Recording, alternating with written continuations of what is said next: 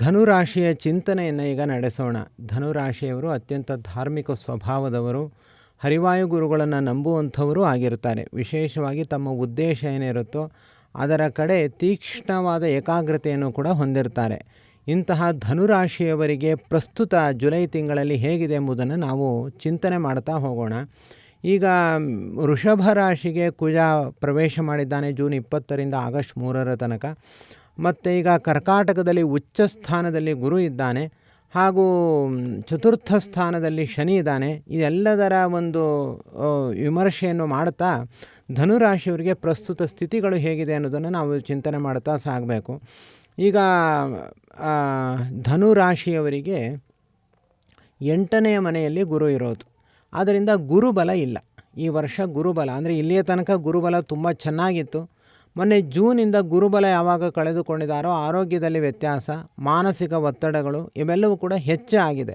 ಕಾರಣ ಏನು ಅಂದರೆ ಅದಕ್ಕೆ ಗುರು ಕಾರಣ ಅಂತ ಹೇಳೋಕ್ಕಿಂತ ಚತುರ್ಥದಲ್ಲಿರುವಂತಹ ಶನಿ. ಯಾವಾಗ ಚತುರ್ಥದಲ್ಲಿ ಈಗಾಗಲೇ ಶನಿ ಇದ್ದ, ಆದರೆ ಇಲ್ಲಿ ತನಕ ಗುರುಬಲ ಇತ್ತು, ಗುರು ತನ್ನ ಬಲವನ್ನು ಕಳೆದುಕೊಂಡು ಬಿಟ್ಟ, ಆಗ ಶನಿ ಉಲ್ಬಣನಾದ. ಹೀಗೆ ಈ ಸ್ಥಿತಿ ಬಂದುಬಿಟ್ಟಿದೆ ಧನುರಾಶಿಯವರಿಗೆ. ಮತ್ತು ಈಗ ಏನಾಗಿದೆ ಅಂತಂದರೆ 6ನೇ ಮನೆಯಲ್ಲಿ ಕುಜ ಬಂದ. ಇಲ್ಲಿಯ ತನಕ ಪಂಚಮ ಸ್ಥಾನದಲ್ಲಿ ಕುಜ ಇದ್ದ, ಕುಜ ದೋಷ ಕೂಡ ಇತ್ತು. ಈಗ ಕುಜ ದೋಷ ಪರಿಹಾರ ಆಯಿತು. 6ನೇ ಮನೆಯಲ್ಲಿ ಕುಜ ಇರೋದೇನೋ ಅಷ್ಟು ಸಮಸ್ಯೆ ಇಲ್ಲ. 6ನೇ ಮನೆಯ ಕುಜನ ಮೇಲೆ ಶನಿಯ ದೃಷ್ಟಿ ಕೂಡ ಇದೆ. ಆದ್ದರಿಂದ ಸ್ವಲ್ಪ ಶತ್ರುಪೀಡೆ, ಆರೋಗ್ಯದಲ್ಲಿ ಸ್ವಲ್ಪ ವ್ಯತ್ಯಾಸ ಆಗಲಿಕ್ಕೆ ಇದು ಕೂಡ ಕಾರಣ ಆಗುತ್ತೆ. ಈಗ ಧನುರಾಶಿಯವರಿಗೆ ಈ ಗುರುಬಲ ಯಾವಾಗ ಕಡಿಮೆ ಆಗಿದೆಯೋ ಆ ಸಂದರ್ಭದಲ್ಲಿ ಅವರಿಗೆ ಈ ಶನಿಯ ದೋಷ ಅಭಿವೃದ್ಧಿ ಆಗ್ತಾ ಹೋಗುತ್ತೆ. ಅವರಿಗೆ ಚತುರ್ಥ ಶನಿ ಏನು ಅಂತಂದರೆ ಇದನ್ನು ಅರ್ಧಾಷ್ಟಮ ಶನಿ ಅಂತ ಕರೀತಾರೆ. ಅಂದರೆ ಅಷ್ಟಮ ಶನಿ ತುಂಬ ಸಮಸ್ಯೆ, ದೊಡ್ಡ ಸಮಸ್ಯೆ ಅದು. ಅದರ ಅರ್ಧದಷ್ಟು ಕಡಿಮೆ ಕಷ್ಟ ಅಂತ. ಅಂದರೆ ಅಷ್ಟಮ ಶನಿಯಷ್ಟು ದೊಡ್ಡದಲ್ಲ, ಆದರೆ ಅರ್ಧಾಷ್ಟಮ, ಅದರ ಅರ್ಧದಷ್ಟು ಕಷ್ಟ. ಅದನ್ನು ಅರ್ಧಾಷ್ಟಮ ಶನಿ ಅಂತ ಹೇಳ್ತಾರೆ. ಈಗ ಗುರುವಿಗೆ ಮೀನ ರಾಶಿ ಅದು 4ನೇ ಮನೆ ಆಗುತ್ತೆ. ಆದ್ದರಿಂದ ಇದು ಮತ್ತೀಗ ಕುಜ ದೋಷ ಇಲ್ಲ. ಅಂದರೆ ಕುಜ ಅಷ್ಟಮ ಸ್ಥಾನಕ್ಕೆ ಬಂದಿರೋದು, ಷಷ್ಠ ಸ್ಥಾನಕ್ಕೆ ಬಂದಿರೋದು ಒಂದು ಥರ ಒಳ್ಳೆಯದೇ, ಮತ್ತು ಅಲ್ಲಿ ಶನಿ ದೃಷ್ಟಿ ಇರೋದು ಕೂಡ ಒಳ್ಳೆಯದೇ. ಆದರೆ ಆ ಕುಜನ ದೃಷ್ಟಿ ನೇರವಾಗಿ ಧನುರಾಶಿ ಮೇಲೆ ಬೀಳ್ತಾ ಇದೆ. ಯಾಕೆಂದರೆ ಕುಜ ನೋಡೋದೇ 4ನೆಯ ಮನೆ, 7ನೆಯ ಮನೆ ಮತ್ತು 8ನೆಯ ಮನೆ. 3 ಕಣ್ಣಿದೆಯಂತೆ ಕುಜನಿಗೆ. 3 ಕಣ್ಣಿನಿಂದ 3 ರಾಶಿಗಳನ್ನು ನೋಡ್ತಾ ಇರ್ತಾನೆ. ಅವನು ಎಲ್ಲಿ ನೋಡ್ತಾನೋ ಅಲ್ಲಿ ತನ್ನ ಪ್ರಭಾವವನ್ನು ಬೀರ್ತಾನೆ. ಆದ್ದರಿಂದ ಕುಜ ನೋಡುವ ಮನೆಗಳು ಈಗ ಕರ್ಕಾಟಕ ರಾಶಿ ಹಾಗೂ ವೃಶ್ಚಿಕ ರಾಶಿ ಮತ್ತು ಧನುರಾಶಿ, ಈ 3 ರಾಶಿಗಳ ಮೇಲೆ ಕಣ್ಣನ್ನು ಇಟ್ಟಿರ್ತಾನೆ ಕುಜ. ಅಂದರೆ ಈ ಧನುರಾಶಿಯವರಿಗೆ ಕುಜ ದೃಷ್ಟಿ ಬಂದುಬಿಟ್ಟಿದೆ.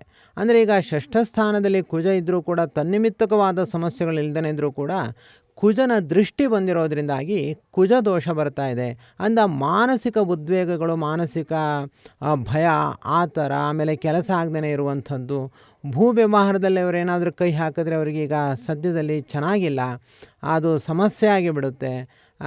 ಆಮೇಲೆ ಇನ್ನೇನಾದರೂ ಅವರು ಹೆಚ್ಚಿನ ಪ್ರಮೋಷನ್ ಇತ್ಯಾದಿಗಳಲ್ಲಿ ಅವರು ಹೊರಟಾಗಲೂ ಕೂಡ ಅವರಿಗೆ ಸಮಸ್ಯೆಗಳು ಹೆಚ್ಚಾಗುವ ಸಾಧ್ಯತೆಗಳೇ ಇದೆ. ಇದಕ್ಕೆಲ್ಲ ಏನು ಕಾರಣ ಅಂದರೆ ಗುರುಬಲ ಇಲ್ಲದೇ ಇರುವಂಥದ್ದು.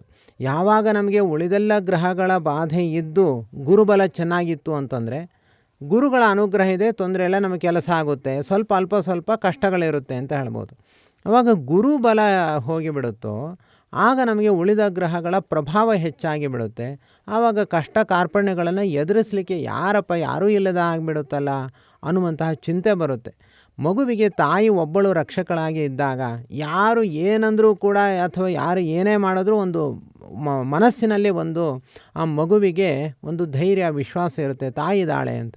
ಯಾವಾಗ ತಾಯಿಯೇ ಇಲ್ಲ ಅಂತ ಆಗಿಬಿಡುತ್ತೋ ಆಗ ಮಗು ಯಾರು ನಾವು ರಕ್ಷಣೆ ಮಾಡ್ತೀವಿ ಅಂದರೂ ನಂಬೋದಿಲ್ಲ, ಅಥವಾ ಯಾರು ಏನು ಸ್ವಲ್ಪ ಹೆದರಿಸಿದ್ರೂ ಜಾಸ್ತಿ ಭಯ ಆಗುತ್ತೆ. ಹೀಗೆಲ್ಲ ಇರುತ್ತೆ. ಅದೇ ಥರ ನವಗ್ರಹಗಳಲ್ಲಿ ಗುರು ತಾಯಿಯ ಸ್ಥಾನವನ್ನು ಹೊಂದಿದಂತೆ. ಅಂದರೆ ಸರ್ವಶ್ರೇಷ್ಠರು ಗುರು.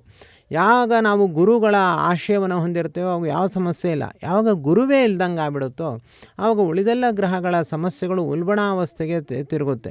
ಈಗ ಶನಿ ಮತ್ತು ಈ ಕುಜನ ದೃಷ್ಟಿ ಸಮಸ್ಯೆಯಿಂದಾಗಿ ಅನೇಕ ವಿಚಾರಗಳನ್ನು ಇಲ್ಲಿ ನಾವು ಮಾಡಲೇಬೇಕಾಗುತ್ತೆ.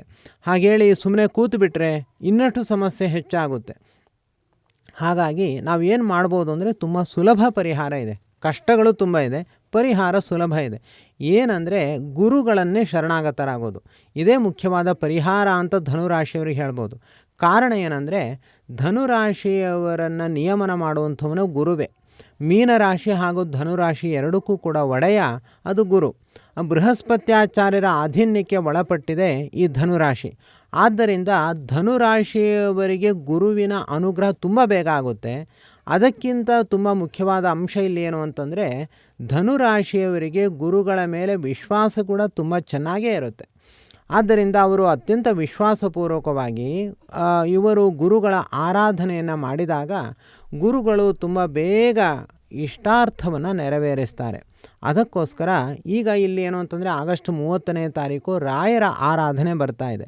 ಗುರುರಾಯರನ್ನು ನಾವು ಶರಣಾಗತರಾದರೆ ಅವರ ಸೇವೆಯನ್ನು ಮಾಡಿದ್ರೆ ನಮ್ಮ ಎಲ್ಲ ಕಷ್ಟ ಕಾರ್ಪಣ್ಯಗಳು ಕೂಡ ಬೇಗ ಪರಿಹಾರ ಆಗುತ್ತೆ. ಈ ನಿಟ್ಟಿನಲ್ಲಿ ನಾವು 48 ದಿವಸಗಳ ಕಾಲ ಸೇವೆಯನ್ನು ಮಾಡಬೇಕು. ಧನುರಾಶಿಯವರಿಗೆ ಒಂದು ಮಾತು ಹೇಳಿದ್ರೆ ಸಾಕು, ಅವರು ಮಾಡ್ತಾರೆ. ಯಾಕೆ ಅಂದರೆ ಅವರಿಗೆ ಗುರುಗಳು ಅಂದರೆ ಇಷ್ಟ ಮತ್ತು ಸೇವೆ ಮಾಡೋದು ಕೂಡ ಅವರಿಗೆ ಇಷ್ಟ. ಆದ್ದರಿಂದ ನೀವು ಧನುರಾಶಿಯವರು ನೀವು ಬಿಡದೆ ಗುರುಗಳ ಸೇವೆಯನ್ನು ಮಾಡಿ.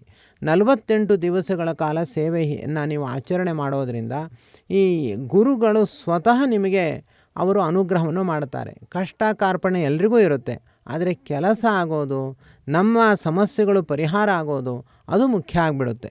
ಅದಕ್ಕೋಸ್ಕರ 48 ದಿವಸಗಳ ಮೊದಲೇ ನಾವು ಮಾನಸಿಕವಾಗಿ ಸಿದ್ಧರಾಗಬೇಕಾಗುತ್ತೆ. ಮಾನಸಿಕವಾಗಿ ಸಿದ್ಧರಾಗಿ ಅದೇನೋ ಮನೆಯಲ್ಲೇ ಕೂತು ಮಾಡುವಂತಹ ಸೇವೆಗಳಿರುತ್ತೆ, ಅದನ್ನು ನಾವು ನಿಮಗೆ ಮಾರ್ಗದರ್ಶನ ಮಾಡ್ತಾ ಹೋಗ್ತೀವಿ. ನೀವು ನಮಗೆ ಒಮ್ಮೆ ವಾಟ್ಸಾಪ್ ಮೆಸೇಜ್ ಮಾಡಿ. ಅದರಲ್ಲಿ 2 ವಿಧವಾದ ವಿಂಗಡಣೆಗಳು ಇರುತ್ತೆ. ಒಂದು ಪ್ರತ್ಯೇಕವಾಗಿ ಮಾಡುವಂಥದ್ದು, ಇನ್ನೊಂದು ಎಲ್ಲರ ಜೊತೆ ಮಾಡುವಂಥದ್ದು. ಅದರಲ್ಲಿ ನೀವು ಎಲ್ಲಿ ಸೇರಿಕೊಳ್ತೀರೋ ಅದರಂತೆ ಸೇವೆ ಮುಂದುವರಿಯುತ್ತಾ ಹೋಗುತ್ತೆ. ಹಾಗೆ ನೀವು ಸೇವೆಯನ್ನು ಮಾಡೋದರಿಂದ ನಾವು ವಿಡಿಯೋಗಳ ಮೂಲಕ ಅನೇಕ ತಂತ್ರಗಳನ್ನು ಮತ್ತು ಹೇಗೆ ಮಾಡಬೇಕು ಅನ್ನೋದನ್ನು ಹೇಳ್ತೀವಿ. ಆಡಿಯೋಗಳ ಮೂಲಕವೂ ಕೂಡ ಸದ್ವಿದ್ಯೆಯ ಮೂಲಕ ಅನೇಕ ಮಾರ್ಗದರ್ಶನಗಳನ್ನು ಮಾಡ್ತಾ ಹೋಗ್ತೀವಿ. ಜ್ಯೋತಿಷ್ಯದ ಚಿಂತನೆಗಳನ್ನು ಕೂಡ ನಾವು ನಿಮಗೆ ನಡೆಸ್ತಾ ಹೋಗ್ತೀವಿ. 48 ದಿವಸ ಒಂದು ಜ್ಞಾನ ಕಾರ್ಯದ ಜೊತೆ, ಯಾಕೆಂದರೆ ಮೀನರಾಶಿಯವರಿಗೆ ಜ್ಞಾನ ಕಾರ್ಯ ಅಂತಂದರೆ ತುಂಬ ಇಷ್ಟ.